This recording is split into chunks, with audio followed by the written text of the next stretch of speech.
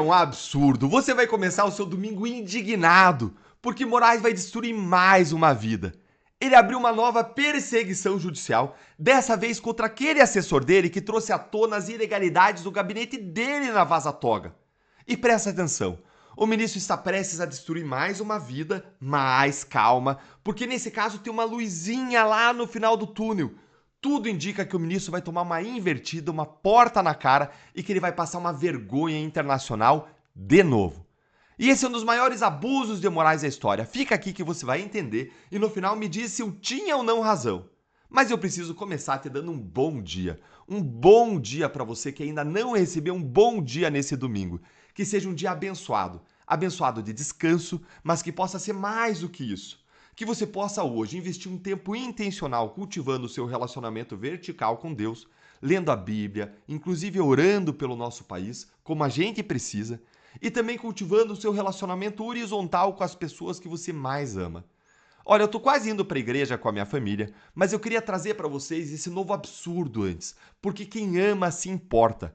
E a indignação com a injustiça é outra face do amor. Esse vídeo eu tô fazendo um vídeo cheio de amor em relação a quem sofre, a vítima da injustiça e da perseguição. Então, nesse nosso encontro com justiça, eu vou te mostrar duas coisas. Primeiro, a denúncia e o pedido de extradição contra o ex-assessor de Moraes, que é a fonte da Vaza Toga, e por que essa perseguição é absurda, é abusiva. E segundo, se prepare, porque eu vou te mostrar como e por que o Moraes está prestes a passar mais um vexame internacional. Bora então aqui direto ao ponto com essa notícia aqui, ó. Dá uma olhadinha aí. A PGR, claramente agindo no interesse de Alexandre de Moraes, acabou de denunciar o ex-assessor do ministro Eduardo Tagliaferro por 4 crimes. Quais são eles, Eltan? Violação de sigilo funcional, coação no curso do processo, obstrução de investigação e tentativa de abolição do Estado Democrático de Direito. Gente, esses crimes aí viraram tipo pedra, que eles têm lá um monte de pedra para atacar em cima dos adversários, os inimigos. Mas o que a PGR alegou, Deltan? Horas. O Tagliaferro, ele foi quem vazou aquelas mensagens do gabinete do Alexandre de Moraes que foram publicadas pela imprensa na série conhecida como Vaza Toga e que gerou o maior escândalo judicial da história do Brasil e do Supremo, com abusos atrás de abusos comprovados do ministro Alexandre de Moraes e dos seus assessores. Gente, coisa digna dos piores filmes de terror. E, note-se de passagem, coisa que resta impune, que não foi investigada e que não foi punida, mesmo as mensagens sendo legais. Não é um vazamento ilegal de mensagem, é um reportante, um whistleblower, alguém que sopra o apito, vai lá, denuncia os abusos e ilegalidades, e isso é claro que tinha que ter sido investigado. Ah, mas não, né? Eles são muito poderosos para isso. E aí, logo antes dessa denúncia contra o Tagliaferro, como se fosse um sinal até para que a denúncia viesse, Alexandre de Moraes pediu a extradição do Tagliaferro, ou seja, pediu que ele seja preso no exterior e trazido para o Brasil. E olha, lembra da Vaza Toga? Lembra de todas as ilegalidades, aqueles relatórios fraudulentos, o uso e a sua criatividade? Se você ficou tão horrorizado quanto eu com o que a Vaza Toga revelou, então senta o dedo no like e presta atenção, porque a denúncia e a extradição contra o Tagliaferro são duas das coisas mais maléficas, absurdas e ilegais que a PGR e o Moraes já fizeram até hoje. Por que, Deltan? Porque basta lembrar o que aconteceu, gente. Qualquer sombra aí de perseguição contra alguém que denunciou os abusos não é mera coincidência. Vamos lembrar que o Eduardo Tagliaferro ele foi assessor da Alexandre de Moraes até 2023. Ele era chefe do órgão de combate à desinformação do TSE. Se o Tagliaferro trabalhou com Alexandre de Moraes até 2023, como um dos seus assessores mais próximos, como é possível que a PGR denuncie o Tagliaferro por abolição violenta do Estado Democrático de Direito? Me conta. Só se a PGR estiver dizendo agora que o líder do golpe é Alexandre de Moraes. Aí faria sentido, porque até 2023, o que o Tagliaferro fazia, gente, era receber e executar as ordens diretas do Alexandre de Moraes. Ele atuava, inclusive, coletando provas e evidências contra a direita, contra o bolsonarismo, contra os réus do 8 de janeiro. Então, como assim a abolição violenta do Estado Democrático de Direito? Gente, não faz sentido nenhum. É puro lawfare, é pura perseguição política, é uso do direito como vingança contra quem trouxe à tona as ilegalidades que aconteciam dentro do gabinete do ministro. Mas ele não tem prerrogativa de foro. Mas se Alexandre de Moraes está processando isso, é porque Alexandre de Moraes seria vítima dos vazamentos. E ele jamais poderia atuar nessa investigação nesse caso. Mas Ele não pode ser punido, o Tagliaferro, por crime de violação de sigilo funcional, porque o que ele fez é denunciar ilegalidades. Ele é um autêntico whistleblower, um soprador de apitos, um reportante de crimes. E você não pode punir quem denuncia ilegalidades cometidas pelo Estado. Olha o que a lei diz. A lei é clara, mas claro que você tem que também fingir que a lei ainda importa no Brasil. Olha aí, artigo 4º-C dessa lei, que é a 13.608. Além das medidas de proteção previstas na Lei 9.807, que é a Lei de Proteção a Testemunhas, será assegurada ao informante proteção contra ações e omissões praticadas em retaliação ao exercício do direito de relatar. Ou seja, existe um direito de relatar os crimes com que você toma contato dentro da administração pública. Se Tagliaferro entrou em contato com crimes e ilegalidades, como entrou, e ele trouxe isso à tona, ele tem direito de relatar isso. E aí, esse artigo da lei proíbe, ou seja, protege o informante de ações ou omissões praticadas em retaliação, protege ele contra a vingança, tais como demissão arbitrária, alteração injustificada de funções ou atribuições, imposição de sanções, ou seja, ele não pode ser punido, o Tagliaferro, agora por crimes, porque ele relatou fatos que são em tese ilícitos, são em tese criminosos, são ilegalidades dentro do gabinete do Moraes. Ele não pode estar sujeito a sanções, a lei é clara. Ele ainda é protegido, inclusive, de prejuízos remuneratórios ou materiais de qualquer espécie.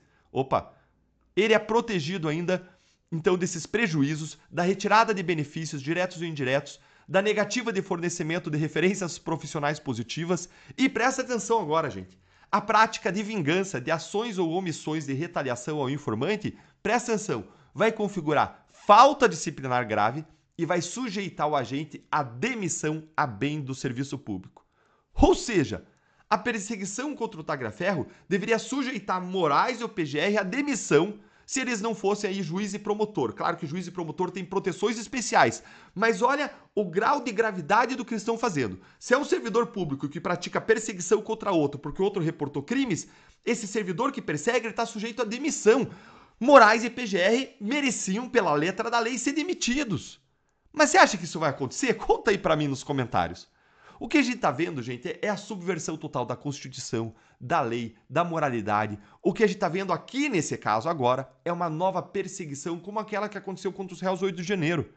Como a que aconteceu contra os Mantovanes, a família Mantovani. Como aquela que acontece contra quem ousa se erguer, contra o regime censor em que a gente vive. Aliás, é a mesma perseguição que acontece contra quem combate a corrupção no Brasil. E agora vão destruir mais uma vida, de mais uma família. Mas eu quero te trazer agora um alento, um pouco de esperança em relação a isso, que não vem do Brasil, uma esperança que vem do exterior. E eu quero te dizer que o ministro Alexandre de Moraes ele está prestes a adicionar uma nova vergonha internacional para sua coleção. Você lembra quais são todas elas? Vamos contar? O Moraes ele teve o seu pedido de extradição do Alan dos Santos negado pelos Estados Unidos. 1. Ele teve também o pedido de extradição do Oswaldo Eustáquio negado pela Espanha. 2. Ele teve os pedidos de inclusão do Alan dos Santos na difusão vermelha da Interpol negados. 3. Ele teve também os pedidos de inclusão do Oswaldo Eustáquio na difusão vermelha da Interpol negados. Esse é o 4. Teve ainda o visto americano cassado e está proibido de entrar nos Estados Unidos. 5 e 6. Ele foi ainda sancionado com a lei Magnitsky. 7. E se a gente for contar quantas vezes que o governo americano ou a embaixada americana aqui no Brasil detona o Alexandre de Moraes por semana, gente, aí com certeza a lista vai passar de 20 vergonhas internacionais. Pois bem, Moraes está prestes agora a passar mais uma nova vergonha internacional. Sabe por quê?